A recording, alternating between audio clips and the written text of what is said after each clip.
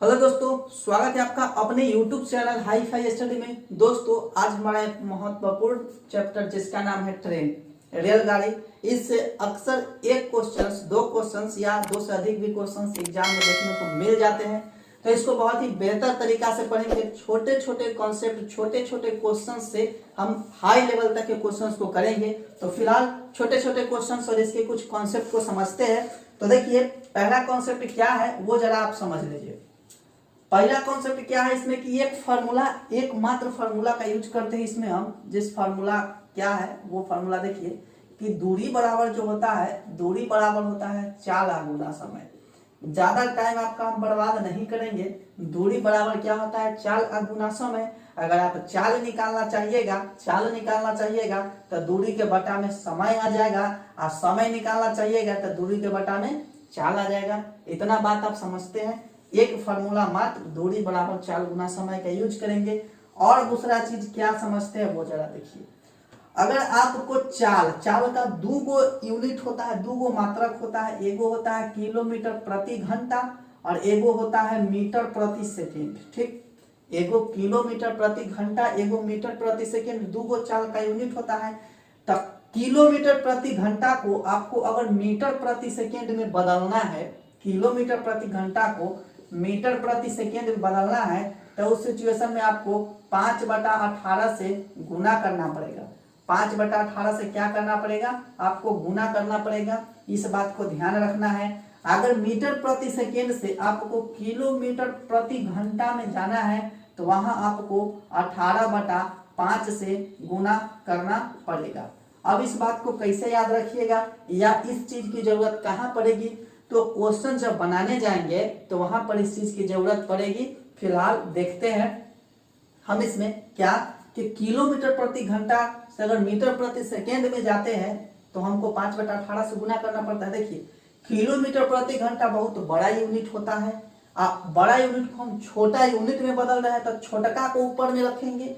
Metre प्रति second छोटा unit है, बड़का यूनिट में जा रहे हैं तो हमको बड़का को ऊपर में रखना पड़ेगा। इतना बात ध्यान में रखना है। एक ये बात आप समझ गए। अब तीसरा बात क्या समझना है वो जरा समझ लीजिए। तीसरा बात समझना है कि ट्रेन जो है, एक ट्रेन ए इस दिशा में जा रही है, एक ट्रेन ए इस दिशा में जा रही है, दूसरा ट्रेन बी इसी दिशा में जा रही है।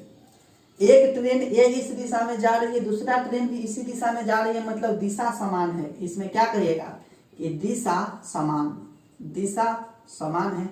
इसका मान लेते हैं कि x किलोमीटर प्रति घंटा चाल है और इसका y किलोमीटर प्रति घंटा चाल है।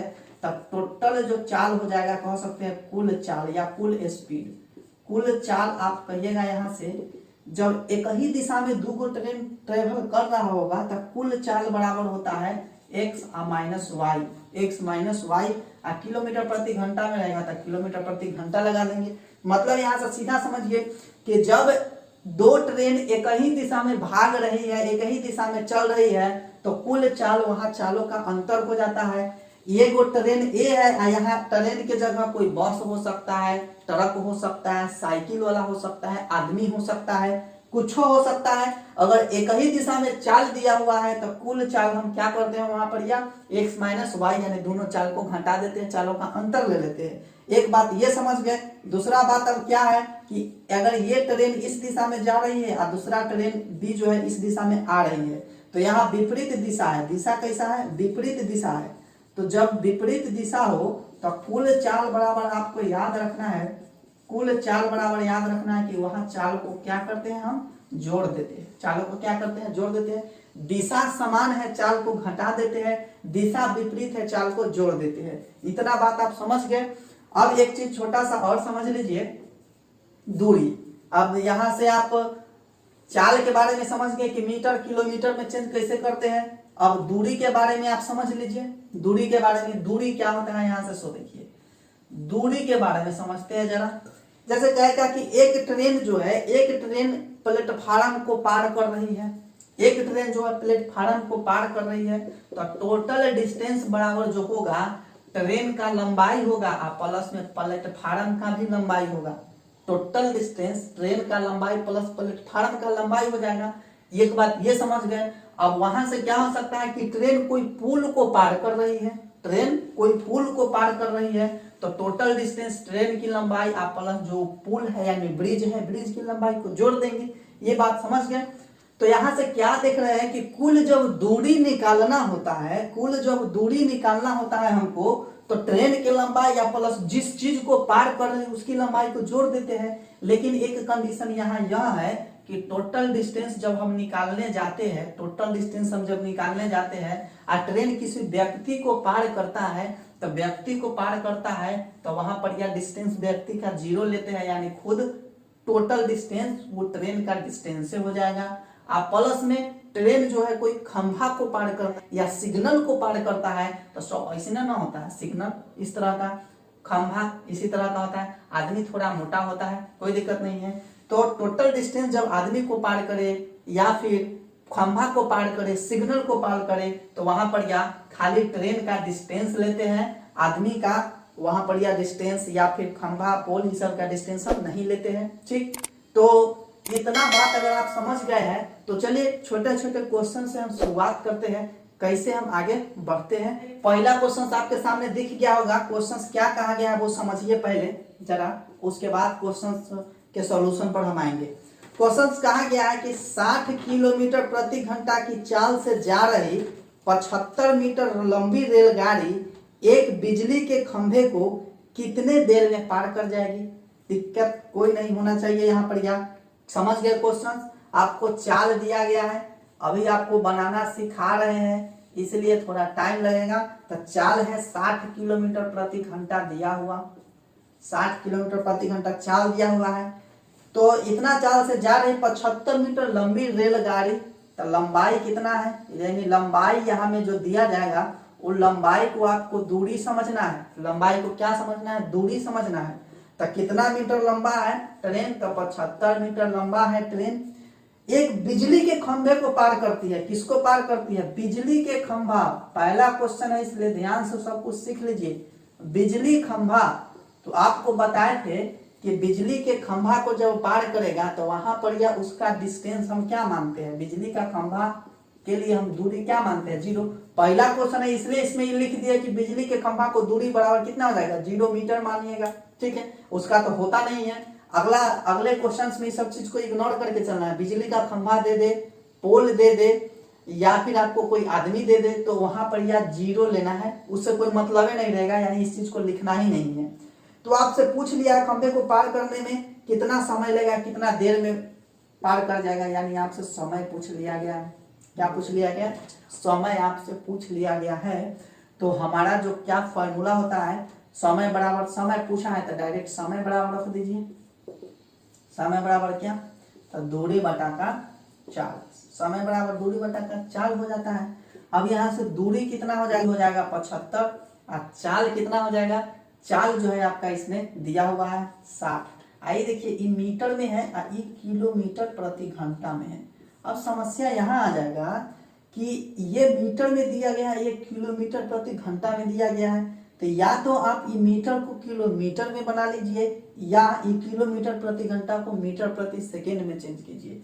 तो इस सिचुएशन में आप क्या कीजिएगा कि ये किलोमीटर प्रति घंटा को आप 5/18 से क्या कीजिएगा, गुना कर दीजिएगा, तो आपका मीटर प्रति सेकेंड में चेंज हो जाएगा। तो ये मीटर से मीटर ऊपर वाला उड़ जाएगा, कोई दिक्कत नहीं होगा, खाली सेकेंड बच जाएगा।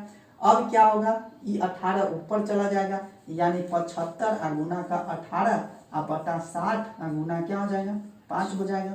अब ये 5 से 15 बार में कट जाएगा, 15 से 4 बार में कट जाएगा। ठीक है, 15 चौका 60, अब ये कट जाएगा 2 बार में, ये कट जाएगा 9 बार में, यानी 9/2 क्या आ जाएगा, सेकेंड आ जाएगा। 9/2 क्या आ जाएगा, सेकेंड आ जाएगा, यानी क्या दशमलव चाहे पूर्णांक में 4.1/2 सेकेंड आप बोल सकते हैं। ठीक, तो इस तरह से क्वेश्चंस को आपको बनाना है। तो ये पहला क्वेश्चन था, इसलिए आपको इतना डिटेल में बताया है। दूसरा क्वेश्चन देखिए आपके सामने में दिखा होगा, कितनी आसानी से दूसरा क्वेश्चन को बना लेते हैं, वो जरा आप गौर से देखिएगा। क्या कहा गया है समझिए, 490 मीटर लंबी रेलगाड़ी 63 किलोमीटर प्रति घंटा की चाल से 210 मीटर लंबी गुफा को कितने देर में पार कर जाएगी। इसमें भी आपको समय पूछा है, तो डायरेक्ट देखिए कैसे बनाएंगे, समय बराबर होता है दूरी बटा चाल। समय बराबर क्या होता है, दूरी बटा का चाल होता है। अब देखिए तो आपको यहाँ दूरी जो है दो को दूरी लेना पड़ेगा, एगो ट्रेन का दूरी और गुफा को पार किया है तो गुफा का भी दूरी, तो कुल दूरी में आपको एगो 490 हो जाएगा। जो 490 जो ट्रेन का लंबाई है वो हो जाएगा 490 मीटर, और 210 मीटर गुफा है, गुफा का भी लंबाई इसमें आपको जोड़ना पड़ जाएगा। यही चीज समझना है, 490 मीटर ट्रेन का लंबाई और 210 मीटर गुफा का लंबाई, कुल दूरी यही हो जाएगा। आई मीटर में दिया गया है तो मीटर में लिख दिए। अब चाल क्या दिया गया है वो देखिए, चाल आपको दिया गया है 63 किलोमीटर प्रति घंटा। ट्रेन का जो चाल है वो 63 किलोमीटर प्रति घंटा आपको दिया गया है। इतना बात क्लियर है। मामला फंसा, किलोमीटर प्रति घंटा नीचे है, ऊपर मीटर है, कुछ नहीं करना है, ये दोनों को जोड़ लीजिएगा, कितना हो जाएगा, तो इधर से हो जाएगा 500, 200 कितना 700 मीटर हो जाएगा। और नीचे में क्या हो जाएगा 63 गुना 5 और 18 को अब डायरेक्ट हम ऊपर में भेज देते हैं। किलोमीटर प्रति घंटा को हम मीटर प्रति सेकेंड में चेंज करते हैं तो 5/18 से गुना करते हैं, तो 5 बटा का 18 को डायरेक्ट हम ऊपर भेज दिए हैं। ठीक, अब क्या हो जाएगा, यहाँ से आप काटना शुरू कर सकते हैं। ये कट जाएगा 7 से 100 बार में, ये 7 से कट जाएगा 7 9 63 बार में, और 9 से कट जाएगा 2 बार में, ये 5 से कट जाएगा बार में, 5 चौका 20 बार में, तब 20 दूना का कितना हो जाएगा 40। आई किस चीज में आया, सेकेंड में आया था। देखिए क्योंकि किलोमीटर प्रति घंटा को मीटर प्रति सेकेंड में बदल दिए थे तो सेकेंड में आ गया था। तो उस गुफा को पार करने में 40 सेकेंड का समय लग जाएगा ट्रेन को।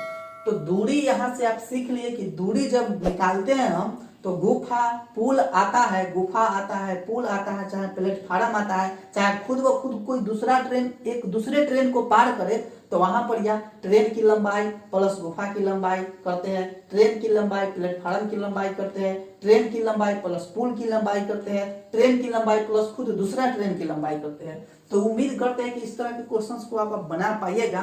तो इसके शेष क्लास को हम अगले क्लास में खत्म करेंगे। तो फिलहाल आज के लिए इतना ही। मेरे चैनल पर पहली बार विजिट किया, चैनल को सब्सक्राइब जरूर कर लीजिएगा। मिलते हैं अगले क्लास में, तब तक के लिए जय हिंद।